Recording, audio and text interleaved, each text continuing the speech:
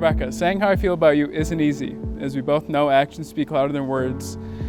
Although you love to talk, I've always admired your innate ability to speak with your actions. Your actions always tell me how you honestly feel, and I'm forever grateful for that. Because of that, you never leave me guessing. I always know if you're mad, sad, happy, angry, all through your actions. This trust makes me feel so secure and lets me know that as long as I have you in the Lord, everything will be okay. Being that I feel so secure and safe, you've made it so easy to feel like myself. Because of you, I am the man I am today, and I feel so blessed to say that. Since I feel like myself, I can appreciate your love. The loving instinct that you have is something to be admired. It makes me so proud to call you my wife, and then I put in parentheses, to be. I've never met someone who loves so unconditionally, so well, and does so through God. The love you show for others makes them happy and a better person just from knowing you. When someone meets you, they're getting an authentic person who speaks beautifully with their actions. You're a woman with so much depth and character. A lifetime isn't long enough. Praise the Lord, I have longer.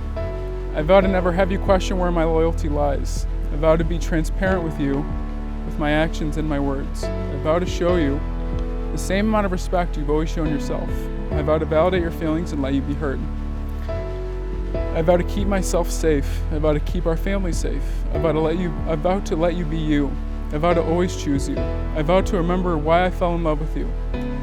I vow to joke at appropriate times. I vow to be intentional and direct.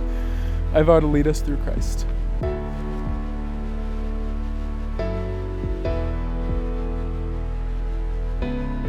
To my best friend, everything about this moment feels too good to be true. Standing here, knowing that I'll get to be your wife in less than an hour and wake up to every day for the rest of our lives. In this moment, I know that I'm the most blessed woman in the world. You are the man that I've prayed for since I was a child. I used to dream of the man that I would spend the rest of my life with, wondering who he'd be, what he would look like, and what side of me he would bring out. I remember starting to pray for my future husband when I was in middle school because it was suggested to me one summer at Camp Bear Call, and I thought it was genius. I thought getting a jump start and praying would put me at the top of the list, and I would have a husband way before any of my friends. At the time, I didn't know that those prayers would become the best exercise in patience I could have imagined. Through the years, I got to know your heart through my prayers, and the way that you appeared in my mind's eye began to take shape. I knew my future husband would be kind, supportive, gentle, and loving. I knew he would be the person who made me feel most like myself and become my home. I knew that he would be the type of man who would enrich my life, encourage my freedom, and nurture my needs.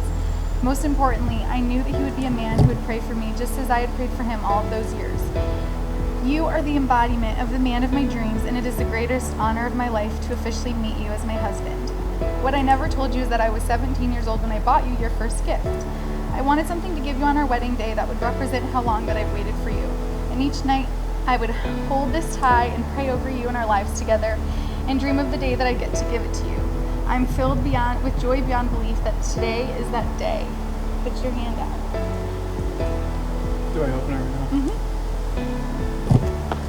So I got you that tie when I was 17, and I used to hold it and I would pray for you, and I would just think about giving it to you. And so that's the tie that I've had all these years. So these last 2 years, you have led me by example, and you've showed me what it means to be a partner. You taught me what it looks like to extend grace readily and with unlimited generosity. You taught me that apologizing is powerful and that humility goes a long way. You cared for me and protected me, and from the very first day, I was yours. You poured your love into me and allowed me into your world, never leaving me room to question if I was loved. I always knew that my place was with you. I vowed to be loyal to you, pouring my love into you alone the way that you've unfailingly done for me. I vowed to always be your friend first, honoring the friendship that connected us and later became the backbone of our relationship. I vowed to fill our home with prayer, laughter, and unconditional love. I vow to respect you, trust you, sacrifice for you in the way that you've done for me and time and time again. I vow to be your rock in your home no matter where life takes us. Most importantly, I vow to pray for our marriage constantly, trusting the Lord to guide us in the same way that I trusted him to bring me you. Before I finish, I'd like to read you a portion of a prayer that I saved from one of my many conversations with God about you. I love you so much, and I can't wait to stand beside you as we promise our lives and our future to one another. All that I have, I give to you as my husband. You will always be the man that I prayed for. All my love, Rebecca.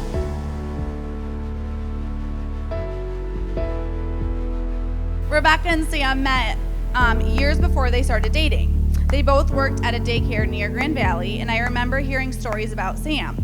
They were friends when Sam was in his car accident, And I still remember her calling me, asking me to pray for her friend who was in a car accident, as I didn't think he would make it. Little did I know I was praying for my future brother-in-law, and that I would be giving a toast at their wedding.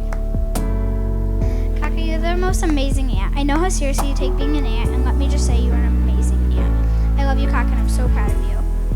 And Sam, my brothers and I wanted to tell you we approve of you marrying my aunt. That is a very important approval. It's not just Rebecca and Sam that are fortunate to have one another, but after growing up with two sisters, I'm also blessed to have gained another brother and a golf buddy for life. Sam, if you ever need an excuse to golf and have a beer at 10 a.m., you have my number.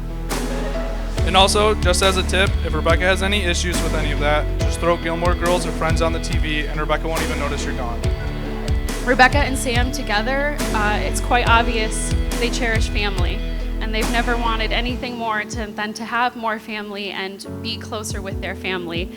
So if I'm going to give you any advice for marriage, it would be to remember that your heart never hits capacity. You never have too many people in your life that care about you. I want you to remember today. I want you to remember all the work that you put in today, not only to making each other feel special, but making each other's families feel special. And I want you to remember that that's really all it takes. It's just remembering that you're both on the same team.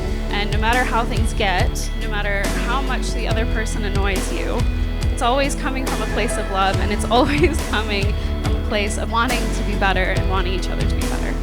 I am so unbelievably proud of you. I'm so unbelievably proud of both of you, and I'm so happy that you are both together.